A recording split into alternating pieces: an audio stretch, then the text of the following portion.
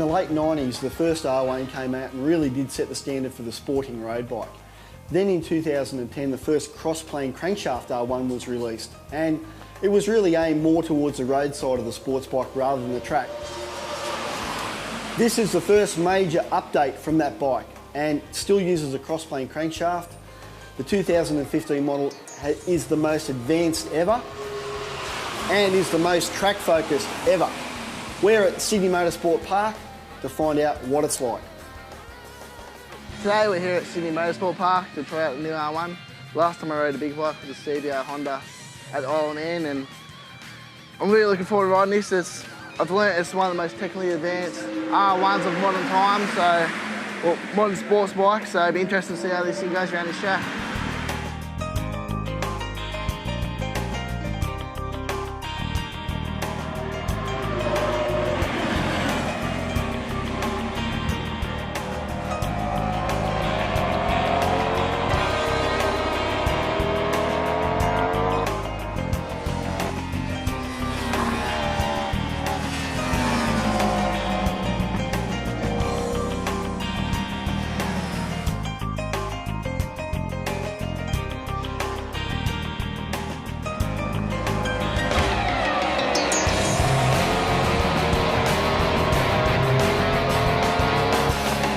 What are your initial thoughts of the bike? Awesome, awesome. Probably the most, it's definitely angry that the traction control, brakes, slip clutch, everything was working perfectly. I'm really impressed. This is the all-new engine of the 2015 Yamaha R1. Now, it's 8% lighter, 9% more horsepower, and it's 33mm narrower. Loads of different parts to make it probably the most powerful R1 engine ever. An example of how trick the engine is, check out these titanium conrods and lightweight rocker arms. The standard R1 gets fully adjustable KYB forks, but the top of the line M gets trick electronically adjustable Öhlins. Another example of the extent of weight saving that's gone on the new R1 is the 17-litre alloy tank. On the standard R1 it's painted, on the M, polished. The front wheel of the new R1 is 4% lighter than the previous model, the back wheel 11% lighter. Probably the coolest genuine Yamaha accessory for the new R1 is the Communication Control Unit, or CCU. Now it comes standard on the top of the line M model, but you can get it as an accessory for the standard R1.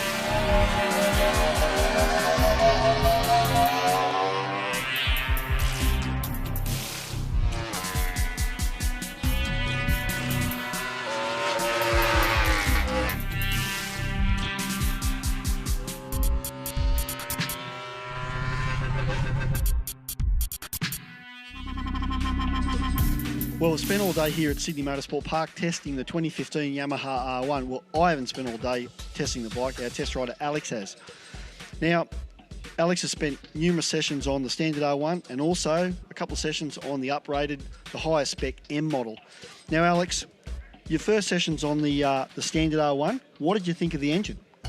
The engine for me was the best engine I've ever ridden on. It's best of both worlds really. It's got the top end power of, say, a Big Bang BMW or Kawasaki. It's also got the torque of a, say, a Ducati or a twin V4. And I never rode the previous version of Big Bang, but this new version, I can't fault it. It's just horsepower, easy to ride, and just can't complain.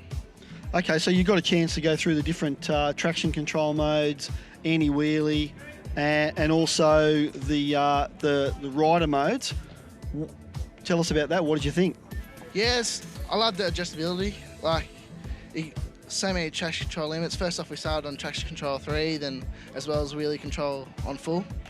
And for the first couple of sessions, it was good. Then, so I think it was the third session, we put on traction control 1, which was the least traction control, so there was no wheelies, and actually made the bike easy to ride. You could power stand without cutting in and out, as well as the power's more tractable and you could just steer it better. And just phenomenal changes. Okay, now the suspension. The standard R1 has fully adjustable KYB suspension, and the M model has the Öhlins electronically adjustable forks. Did you just run the standard R1 with the standard settings all the time? Did you make any changes, or did the technicians make any changes, and how did that work? For me personally, the front end to start off with, it was good, was working fine, just felt a bit vague in the front end through the fast corners, so we come in, put some compression in the rear, which has to help load up the front, and that made a big difference. I was quite surprised, but after that, I think it was handled beautifully. Okay, so let's go to the M model. More horsepower, more advanced suspension, $6,000 more money. Is it worth it? Is the bike faster? Does it handle better? Personally, I thought it'd be a bit of a gimmick, but electronic suspension, I've rode previous different makes and models with electronic suspension, and they'd be quite stiff even on the softer settings, but this has got so much adjustability. It's just as good as conventional suspension, but no tools needed. And the more power made it actually easier to ride as well. You could be a bit more lazier, use the torque more at your advantage, as well as that suspension just can't fault it. It was that good. Just done everything right. So you'd be a fan of the 2015 R1? Yeah, definitely. The 2015 Yamaha YZF R1 will set you back $23,495 in black, red or blue. The limited edition YZF R1M $29,995.